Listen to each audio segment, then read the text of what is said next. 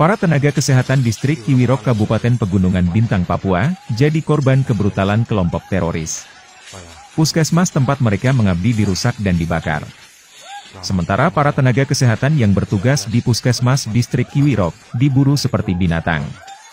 Mereka ditelanjangi, disiksa, lalu dibuang ke jurang.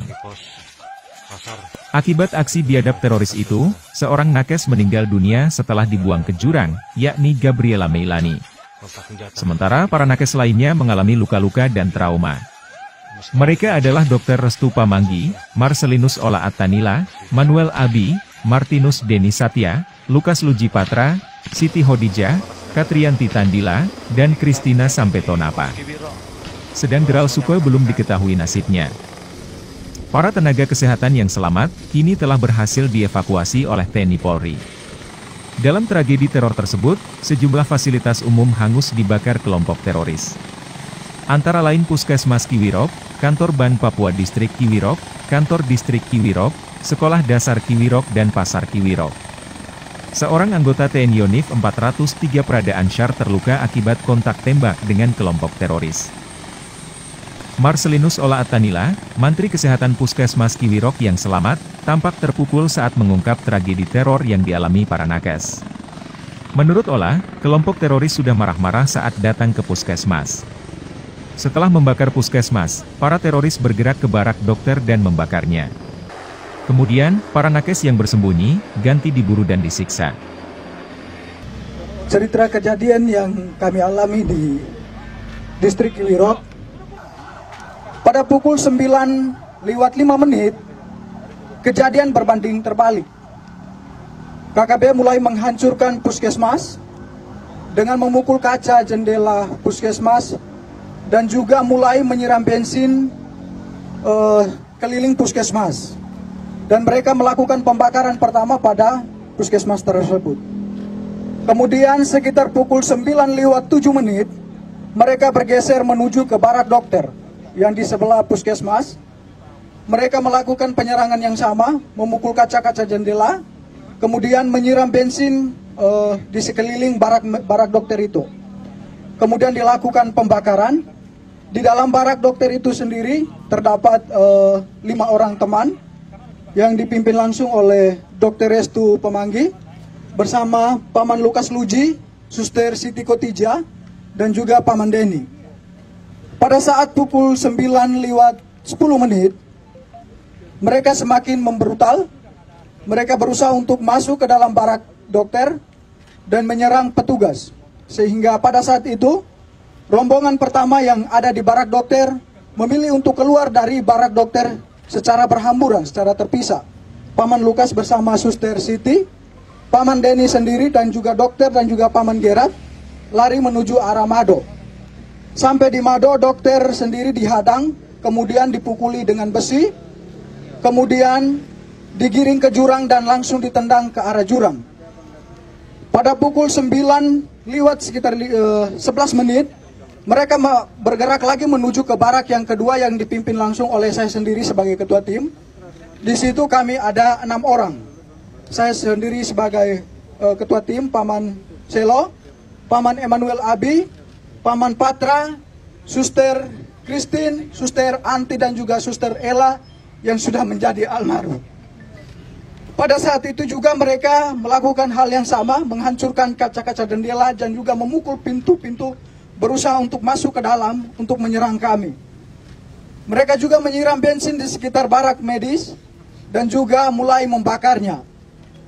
Saat pembakaran terjadi, yang ada di dalam puskesmas hanya tersisa saya, Paman Patra dan juga ketiga suster itu. Paman Eman saat itu berada di dalam puskesmas karena sedang buang air besar.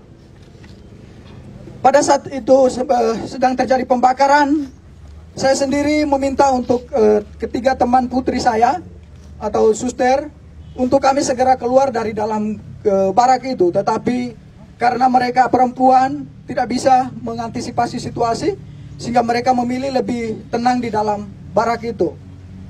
Makin lama asap makin tebal, rumah sudah mulai barak sudah mulai terbakar, sehingga saya memilih untuk mengurung ketiga teman suster tadi bersama saya langsung di dalam kamar WC karena agak lebih aman. Sekitar pukul 9:20 sudah tidak bisa ditahan lagi karena memang rumah sudah plafon-plafon yang terbakar sudah mulai pada runtuh, sehingga saya memilih untuk mengajak ketiga suster ini untuk keluar dari dalam barak medis. Pada saat kami berusaha untuk lari menghindari amukan KKB, kami memilih lari ke depan, mereka sudah menghadang kami pada posisi depan. Kemudian saya berusaha merangkul ketiga suster menuju ke jurang, tetapi sampai di belakang jurang yang ada di belakang barak medis juga mereka sudah berada di situ dengan diperlengkapi senjata dan juga busur dan anak panah. Akhirnya saya berusaha untuk mengamankan ketiga suster ke rumah warga yang terdekat, jaraknya sekitar 5 meter dari barak medis itu. Sesampainya di situ, mereka juga ada di situ berusaha untuk membakar rumah warga yang di sebelah. Akhirnya saya memilih untuk mengamankan ketiga suster di dalam gedung, di dalam kamar mandi dari rumah masyarakat itu. Sekitar 30 menit kami berada di dalam kamar WC. Kejadian semakin brutal, mereka semakin membabi buta, memanah teman kami Paman Emmanuel Abi. Kemudian mereka mulai membakar rumah-rumah warga dan juga pasar, serta bank, rumah distrik yang ada di sekitaran barak medis itu.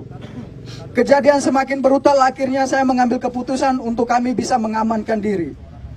Dalam hitungan detik saja, saya sebagai laki-laki mengamankan 3 orang perempuan pastinya tidak bisa karena mereka mengejar kami dengan senjata dan juga busur dan anak panah. Tidak ada jalan lagi, kami memilih lari ke depan, mereka sudah menghadang, ke samping kiri kanan dan juga mereka sudah menghadang semua. Akhirnya di belakang kami terdapat jurang yang cukup terjal, kedalamannya sekitar 500 meter dengan sudut ketajamannya itu sekitar 90 derajat. Tanpa berpikir panjang, saya bertanya kepada ketiga suster itu bagaimana kita harus mengamankan diri. Mereka menjawabnya, kita lompat saja. Akhirnya tanpa berpikir panjang, saya menghitung 1 sampai 3 dan saya sendiri lompat pertama. Kemudian ketiga suster mengikuti saya untuk melompatnya.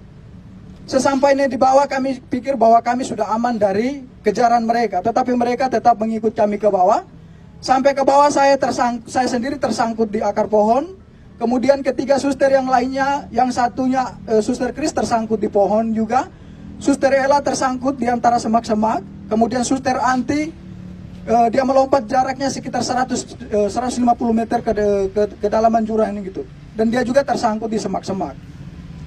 Mereka terus mengikut kami ke bawah, kemudian mendapati suster Anti di bawah. Kemudian mereka naik, dapat lagi suster Ella yang sekarang sudah ada di almarhum. Kemudian mereka dapat lagi suster Kris. Saya sendiri mereka tidak dapat karena saya sembunyi di antara tebing dan juga akar-akar. Kemudian mereka mengumpulkan ketiga suster ini. Kemudian mereka semakin membabi buta. Mereka mulai menelanjangi suster dengan tidak membuka pakainya secara sopan, tetapi mereka menelanjanginya dengan barang tajam atau parang, langsung dipotong saja pakaian mereka, mulai dibuka dari baju sampai celana dalam semuanya. Mereka 3 ditelanjangi, kemudian mulai dianiaya secara tidak manusiawi. Paha mereka ditikam, muka mereka ditonjok, kemudian minta maaf tetapi kemaluan mereka ditikam juga dengan parah. Kejadian semakin brutal karena jumlah mereka semakin banyak. Akhirnya suster-suster ini tidak berdaya lagi. Mereka semakin lemah, akhirnya mereka pingsan. Dalam keadaan pingsan mereka dipikir bahwa mereka sudah meninggal, sehingga terpaksa mereka didorong lagi ke dalam jurang yang lebih dalam. Kedalaman jurang itu sekitar 300 sampai 400 meter. Suster Ella, Suster Kristin yang didorong pertama, kemudian Suster Anti dan juga Suster almarhum atau Suster Ella. Sesampainya dibawa ke dalaman jurang itu, Suster Anti langsung pingsan, dalam keadaan pingsan tidak sadarkan diri. Suster Kris masih sempat dari pingsannya bisa sadar. Suster Ella juga dari pingsannya bisa sadar kembali. Akan tetapi dalam keadaan itu mereka tetap ikut ke bawah. Kemudian Suster Anti dan Suster Kris masih bisa bertahan untuk memilih untuk menghindar dari mereka dengan menyembunyi di semak-semak. Suster Ella yang sudah tidak, walaupun dalam keadaan sadar tetapi sudah tidak berdaya, nyangkutnya di pohon sehingga mereka ikut ke bawah lalu membunuhnya secara babi buta. dengan menikam di bagian perut-perutnya dan juga kemungkinan mulutnya dibelah. Sehingga suster almarhum dinyatakan meninggal pada saat itu.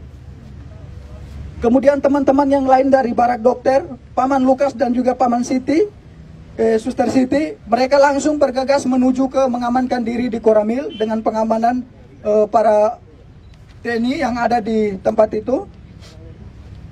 Kemudian Paman Denny memilih untuk mengungsi, bertahan di rumah warga.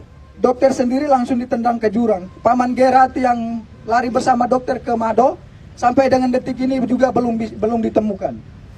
Suster Ella yang menjadi almarhum sudah ditemukan 2 hari yang lalu, sekitar pukul 17:30 kami berhasil menemukan dia bersama Suster Chris.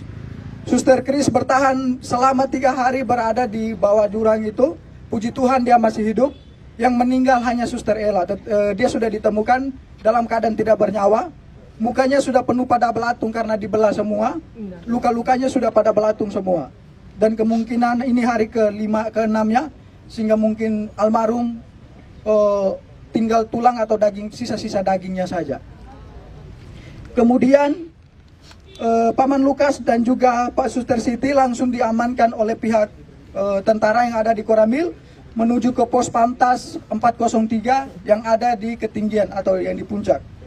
Kemudian Paman Denny juga dari rumah warga bergegas menuju ke Koramil mengamankan diri di pos Pantas bersama dengan pihak dari Koramil juga. Dokter sendiri bertahan selama berada di jurang dari pukul 9 sampai sekitar pukul 9 malam. Baru dokter dari jurang menuju ke arah pos Pantas 403. Saya, Paman Eman, dan juga Paman Patra bersama Suster Anti dan juga Suster Chris masih tetap berada di dalam jurang. Pada pukul 5 sore saya sendiri berusaha, karena melihat situasi sudah aman, saya berusaha keluar dari semak-semak, kemudian berlari menuju ke Koramil. Sesampainya di Koramil tidak ada petugas karena mereka semua petugas semua sudah diarahkan ke pos Pantas, sehingga saya memilih mengamankan diri di salah satu rumah warga yang ada di sekitaran Koramil itu. Paman Patra tetap memilih dan juga Paman Eman tetap memilih bertahan di jurang bersama dua suster, tetapi posisinya terpisah. Kemudian pada malam harinya Paman Eman yang terkena busur itu, dia memilih untuk naik pada sekitar pukul 10 malam. Kemudian dia berusaha tidur di bawah kolom rumah warga yang ada di sekitaran jurang itu.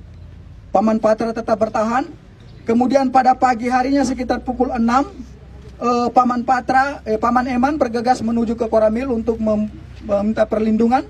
Begitu juga Paman Patra, sehingga pada sekitar pukul 7 kami 3 bertemu di Koramil dalam keadaan selamat. Suster Anti dan Suster Chris masih tetap bertahan di jurang. Suster Anti keluar dari jurang sekitar pukul 10 malam dengan kondisi saat itu hujan deras. Dalam keadaan telanjang, dia dari jurang menuju ke Polsek Kiwirok.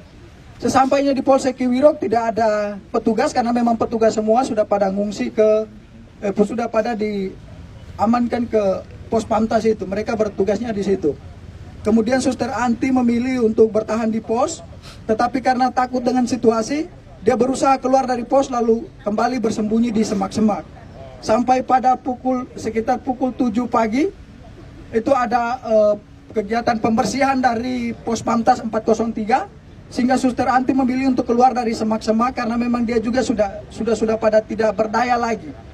Menurut keterangan dari Suster Anti bahwa pada saat itu dia sudah pada siap untuk pasrah, untuk mati karena memang sudah tidak sama sekali tidak berdaya, tetapi dia berusaha merangkak pelan-pelan sampai ke pos polsek sehingga berteriak dan meminta pertolongan daripada pihak pos Pantas. Nama lengkap saya Marcelinus Ola Atanila. Cukup. Makasih ya, Berapa lama di 1,5 tahun. Oke, baik. Aksi teror sadis terhadap tenaga kesehatan dan guru di Papua sudah kerap terjadi.